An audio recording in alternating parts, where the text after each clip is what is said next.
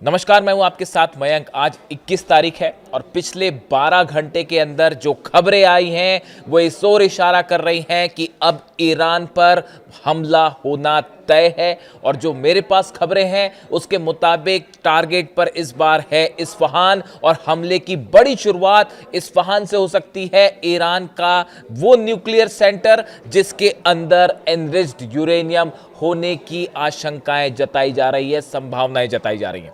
देखिए, 3 बैठक हुई। मैं आपको आज विस्तार से 2-3 मुद्दों पर बात करूंगा, लेकिन पहले 3 ऐसी बैठकें हुई हैं पिछले 12 घंटे के अंदर जिस पे ईरान पर हमले का प्लान तैयार हो चुका है। सबसे बड़ी बैठक हुई है ब्रैड कूपर और जनरल डैन केन के बीच। ब्रैड कूपर जो कि सेंटकॉम के चीफ है, जो हमले करती है यूनिट ईरान के ऊपर हमले करती है जो अमेरिकी सेना, सेंटकॉम जो है उसके चीफ, और दूसरे डैन केन जो chief of joint of staff है अमेरिका के।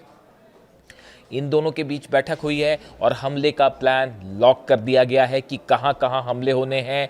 खार्ग आइलैंड पर, केशम आइलैंड पर कैसे हमले होंगे, इस्फहान पर कैसे हमले होंगे, क्या ग्राउंड ऑपरेशन होगा नहीं होगा, ये प्लान तैयार है। इसके अलावा दूसरी बड़ी बैठक होती है अमेरिका और इजराइल के अधिकारियों के बीच। इसमें नेतन्याहू भी शामिल थे और बड़ा प्लान तैयार हुआ कि इजराइल कैसे हमले करेगा, अमेरिका कहां से हमले करेगा, इसको लेकर प्लान तैयार हुआ। उसके बाद तीसरी बैठक होती है नेतन्याहू की अपने आर्मी के ऑफिसर्स के साथ, जिसमें यह प्लान तैयार किया गया है कि अमेरिका किस तरह से स्ट्राइक करेगा। और अब यह तय है, जो खुफिया एजेंसी जिस ओर इशारा कर रही हैं कि ईरान पर हमला अब तय हो चुका है। लेकिन इस बीच 2 बड़ी खबरें। देखिए, आखिर इतना वक्त क्यों लगाया अमेरिका ने ईरान पर हमला करने को लेकर, एक बहुत बड़ा खुलासा हुआ है। जब ये जंग हुई, करीब 40 दिनों तक ये जंग चली सीज फायर के पहले, उस दौरान लगातार इस तरह की खबरें आई कि ईरान ने जो है वो अमेरिका के कई जेट्स गिरा दिए हैं। खबरें आ रही थी कि अमेरिका के 10 जेट गिरे हैं, फिर उसके बाद खबरें आई कि अमेरिका के 13-14 जेट्स गिर गए हैं। अमेरिका के अखबार, यूरोप के अखबार, हिंदुस्तान का मीडिया इस तरह के दावे कर रहा था कि 10 से 12 अमेरिका के जेट गिरे हैं।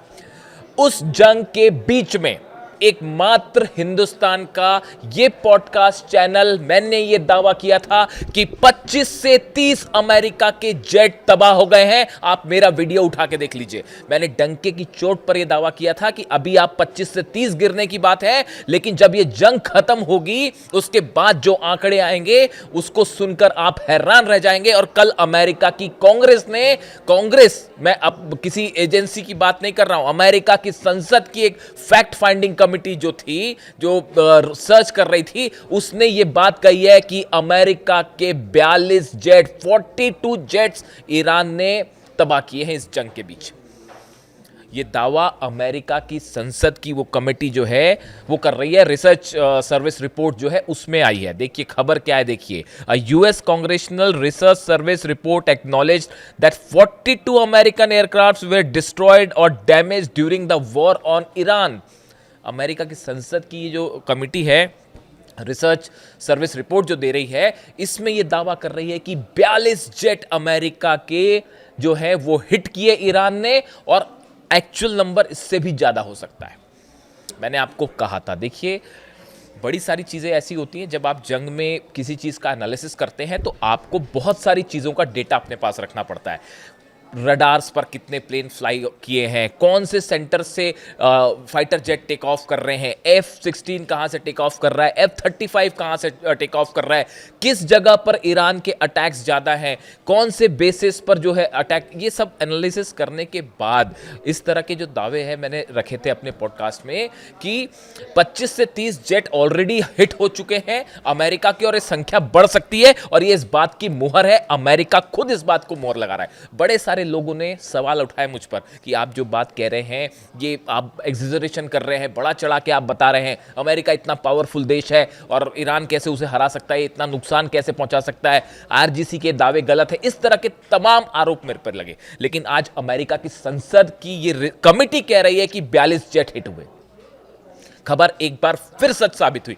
जब ये जंग शुरू हुई थी तब भी ये सवाल उठते थे कि आप जो है ईरान को बढ़ा चढ़ा के दिखा रहे हैं, आप ईरान कैसे मुकाबला करेगा अमेरिका। मैंने तब भी कहा था, बार बार मैं ये बात रिपीट कर रहा हूं कि शाहिद ड्रोन और ईरान की मिसाइल्स बेहद घातक साबित होंगी, और देखिए वही हुआ। और अब ये एक और दावा साबित हुआ है 42 अमेरिकन जेट्स का। दूसरी बड़ी खबर, ये तो अभी की बात है, ज्यादा पुरानी नहीं है। यूएई के न्यूक्लियर सेंटर पर, न्यूक्लियर प्लांट पर अबू धाबी में हमला होता है। इस हमले के बाद अगले दिन मैंने आपको वीडियो बनाया था, आपको याद भी होगा, अभी 2-3 दिन पुरानी ही बात है। मैंने वीडियो बनाया था, मैंने आपको ये कहा था कि ये हमला किसकी तरफ से हुआ है ये साफ नहीं है, ये फॉल्स फ्लैग ऑपरेशन हो सकता है। जो रडार्स बता रहे थे, जो चाइना से खबरें थी, सोर्सेस से बड़ी सारी चीजें होती है जो आपको एनालाइज करनी होती है। जो रशिया और चाइना के सैटेलाइट्स जो बात बता रहे थे, वो ये कह रहे थे कि सऊदी अरब का एयर स्पेस ट्रैवल करके ये ड्रोन्स आए थे जिन्होंने अबू धाबी में न्यूक्लियर प्लांट पर हमला किया। और अब ये बात निकल के सामने आ रही है, इस तरह के दावे ईरान कर रहा है कि ये हमले इजराइल ने करवाए थे। इजराइल ने यूएई में अबू धाबी में न्यूक्लियर प्लांट पर हमला नेतन्याहू के कहने पर करवाया गया। इजराइल ने ड्रोन भेज के हमले करवाए गए। इराक में 2 सीक्रेट बेसेस हैं इजराइल के, इस तरह की खबरें हैं। और वहां से ये जेट्स ने ये ड्रोन्स ने टेक ऑफ किया था। जो 3 ड्रोन आए थे, 2 को यूएई ने मार गिराया, तीसरा अबू धाबी में उस जनरेटर पर गिर गया जो न्यूक्लियर प्लांट का था। और मकसद यह था कि ईरान और यूएई के बीच हालात खराब हो जाएं।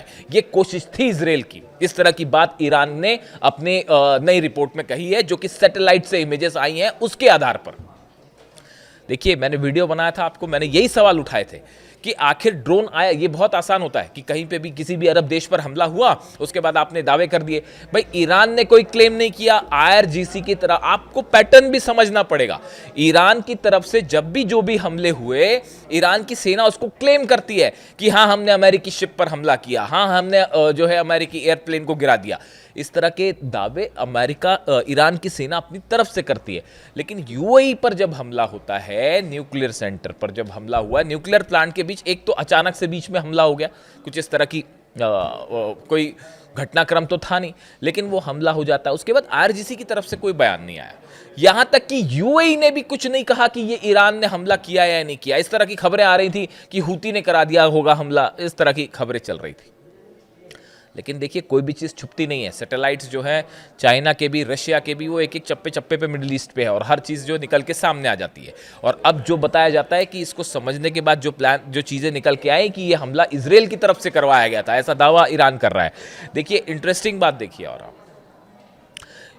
यूएई में न्यूक्लियर सेंटर पर जब हमला हुआ, उसके बाद जब ये स्थिति बनी कि डोनाल्ड ट्रंप का बयान आता है, क्या बयान आया कि भाई मैं हमला करने जा रहा था, हम तैयार थे हमला करने के लिए, लेकिन सऊदी ने कहा, कतर ने कहा और यूएई ने कहा, इसलिए मैंने हमला टाल दिया। अब आप खुद सोचिए, अगर यूएई के न्यूक्लियर पावर प्लांट पर ईरान ने हमला करवाया होता तो यूएई अमेरिका को हमला करने कहता या रोकने कहता? लेकिन यूएई की तरफ से बताया जाता है कि हमला रोकने के लिए कहा गया अमेरिका को। वजह यह थी कि यूएई के पास भी यह सबूत थे कि यह हमला ईरान ने नहीं किया और यह फॉल्स फ्लैग ऑपरेशन था। मैंने अपने वीडियो में मैंने आपको बात बताई थी कि अरब देशों को ईरान से भिड़ा के इस पूरे इलाके में अपना प्रभुत्व जमाने की कोशिश हो रही है, और कौन कहां कैसे हमला कर रहा है इसके बारे में कोई साफ रिपोर्ट सब तक सामने नहीं आई। आप विश्वास मत कीजिए। और देखिए, वही बात निकल के सामने आ रही है। दूसरा बड़ा दावा जो है वो सही साबित हो रहा है कि यह फॉल्स फ्लैग ऑपरेशन था। अब देखिए, तीसरी बड़ी बात, ये जो हमले बार बार जो खबर आ रही है कि हमले जो हैं होने जा रहे थे, लेकिन इतना टाइम डोनाल्ड ट्रंप ने क्यों लिया? इसकी बहुत बड़ी वजह है ये जो 42 एयरक्राफ्ट गिरे हैं अमेरिका के या हिट किए ईरान ने। इसके बाद अब रिपोर्ट ये है पेंटागन की कि अगर अमेरिका के जेट्स हमला करते हैं तो बड़ी संख्या में रशिया ने और चीन ने अपना defence system, defence missiles provide कर दी हैं ईरान को इस सीज फायर के दौरान, ऐसी खबरें हैं। और ईरान ने अमेरिकन जेट्स का एक एक मूवमेंट जो है वो समझने की कोशिश की कि अमेरिकी जेट जब हमला करते हैं तो वो कहां से टेक ऑफ करते हैं, कितना मिनट लेते हैं हमला करने में, उनमें हवा में रिफ्यूलिंग कब की जाती है, कितने समय तक फ्यूल अवेलेबल होता है, रिफ्यूलिंग कैसे होती है, कौन से जेट रिफ्यूलिंग करते हैं, जो जेट रिफ्यूलिंग करते हैं KC-135 वो कहां से उड़ते हैं, इन्हें राउंड अबाउट लेने में कितना टाइम लगता है, एक एक चीज की जानकारी ईरान के पास है। और पेंटागन को यह पता है कि अगर अब की बार हमला होता है तो हो सकता है ये 42 इस बार गिरे, अगली बार 100 से ज्यादा अमेरिकन प्लेन्स गिर जाएं। बिल्कुल आश्चर्य की बात नहीं होगी ये। एक एक चीज की ईरान ने एनालिसिस करके बैठा है। ईरान की अगर हमला होता है तो कैसे अमेरिकन जेट्स गिराए जाएं, और इसकी हरी झंडी जानते हैं आप कहां से आई है? बीजिंग से आई है। देश के दो शक्तिशाली नेताओं की बैठक होती है, पुतिन और जिनपिंग की। उसमें विस्तार से बात हुई है कि कैसे अगर अमेरिका ने हमले किया है तो अगर हमला करता है अमेरिका तो कैसे इस बार डोनाल्ड ट्रंप की एयरफोर्स को तबाह करना है। इसका प्लान बीजिंग में तैयार हो चुका है। देखिए, मेरे पास कोई सोर्स नहीं है इस बात को प्रूफ करने का। मुस्तफा खामेनी की बताया यह जाता है कि पुतिन और जिनपिंग ने इस मीटिंग के बीच में मुस्तफा खामेनी को फोन लगाया गया और यह तय किया गया है कि आगे क्या करना है। संभवतः एक खबर बाहर आएगी तो उसके बारे में हम डिटेल में ऑथेंटिक जैसी खबर सामने आ जाएगी तो बात करेंगे। मैं रिपीट करता हूं आपको, पुतिन और जिनपिंग की मुलाकात के बीच ऐसी खबरें हैं कुछ खुफिया सोर्सेस से, मुस्तफा खामेनी को ईरान फोन लगाया गया, सुप्रीम लीडर को, और उनको बताया गया कि अगर हमला होता है तो क्या किया जा सकता है। कल मुस्तफा खामेनी का बयान आया है कि या तो हम शहीद होंगे या हम जीतेंगे, हम सरेंडर नहीं करेंगे। और ये पुतिन और जिनपिंग के बयानों के बाद आया है। आप जिनपिंग और पुतिन के बयान देखिए कि वो क्या कह रहे हैं। पुतिन का बयान ये आ रहा है, उन्होंने इस बात को साफ कर दिया है। देखिए, यूरेनियम को लेकर बातचीत कर दी गई है, जो ऑप्शन है वो सामने रख दिया गया है और ये डेड एंड है, आखिरी ऑप्शन है बस, कि अगर यूरेनियम रूस को दे दिया जाए, शायद हो सकता है ईरान इसके लिए तैयार हो जाए। लेकिन सवाल यह है कि क्या ट्रंप तैयार होंगे? न्यूक्लियर मुद्दे को लेकर ईरान और अमेरिका के बीच किसी तरह की कोई बातचीत अभी आगे बढ़ती नहीं दिख रही।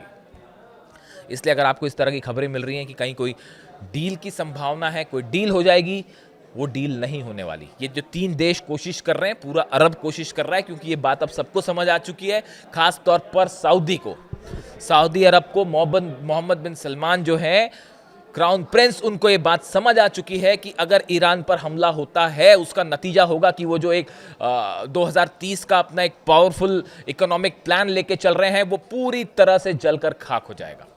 और इस बार जंग बेहद भयानक होने वाली है। अब्बास अराक्ची साहब का बयान देखिए, उन्होंने ये क्या कहा। Months after initiation of war on Iran, US Congress acknowledges loss of dozens of aircraft worth billions. Our powerful armed forces are confirmed as first to strike down a touted F-35. Abbas Araghchi साहब ने कहा कि भैया हमारी जो सेना है उसने पहली बार जो F-35 जिसके बड़े गुणगान गाए जाते थे, हमने पहला F-35 डाउन किया है और ये ईरान की सेना ने कर दिखाया। इसके साथ ही उन्होंने कहा, with lessons learned and acknowledge we gained return to war with features में मोर सरप्राइजेस। उन्होंने कहा कि आने वाले समय में हम और बड़े सरप्राइजेस दे सकते हैं। ये इशारा है एक बार अब्बास अराक्ची साहब विदेश मंत्री का ये कहना। बार बार देखिए ईरान की तरफ से बात कही जा रही है कि अगर अमेरिका ने हमला किया तो बड़ा सरप्राइज दिया जाएगा। ये बड़ा सरप्राइज क्या हो सकता है? क्या ये बड़ा सरप्राइज, ये जो 42 जेट गिरे, क्या इसी अंदाज में डिफेंस सिस्टम के जरिए जवाब दिया जाएगा? क्या बाबल मंदेब बंद कर दिया जाएगा, या फिर उस मिसाइल्स का इस्तेमाल किया जाएगा जिनकी रेंज पिछली मार के मुताबिक और ज्यादा है? और क्या नए ठिकाने निशाने पर होंगे? अरब तो पूरा जलेगा ही जलेगा, इसमें तो कोई शक ही नहीं है। तो ये इस ओर इशारा कर रहा है कि अगर जंग है तो अगर जंग होती है, अमेरिका हमला करता है तो इस बार शायद पिछली बार के मुकाबले और घातक जंग देखने को मिले। इसमें कोई शक नहीं है कि कम से कम मिडिल ईस्ट में वर्ल्ड ऑर्डर बदल चुका है। यहाँ पे पुतिन, जिनपिंग और ईरान की परमिशन के बिना अब किसी तरह का कोई फैसला नहीं दिया जा सकता। हॉर्मुज में दोनों के जहाज आमने सामने खड़े हुए हैं।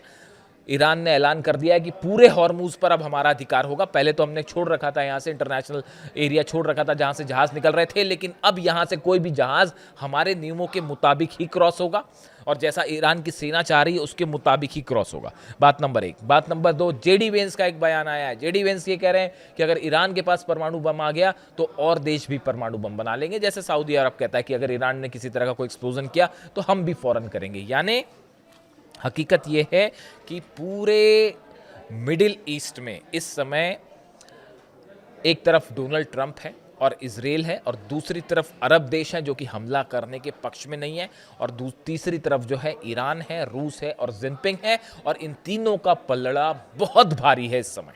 और किसी भी तरह का हमला डोनाल्ड ट्रंप के लिए बड़ा नुकसानदेह साबित हो सकता है, खासकर उनके मिड टर्म पोल्स के लिए जिसमें उनकी हार तय मानी जा रही है। कल तो ये प्रस्ताव भी उनके खिलाफ जो है पास हो गया सीनेट में, और कई रिपब्लिकन सांसद जो है उन्होंने अगेंस्ट जाके वोटिंग दे दी, जो कि लिमिट करते हैं अमेरिका के राष्ट्रपति के अधिकारों को। यानी कुल मिला के हालात ये हैं कि एक तरफ जंग की बड़ी तैयारी पूरी हो चुकी है और इंतज़ार सिर्फ इस बात का है कि क्या आखिरी वक्त में किसी तरह का जो अरब देशों की तरफ से कोशिश हो रही है कि कुछ बातचीत शुरू की जाए या किसी डील तक पहुंचा जाए, क्या मामला उस दिशा में जाएगा या जैसा ईरान कह रहा है कि या तो शहीद होंगे या जीतेंगे। जो अपडेट होगा आप तक पहुंचाऊंगा। Thank you so much.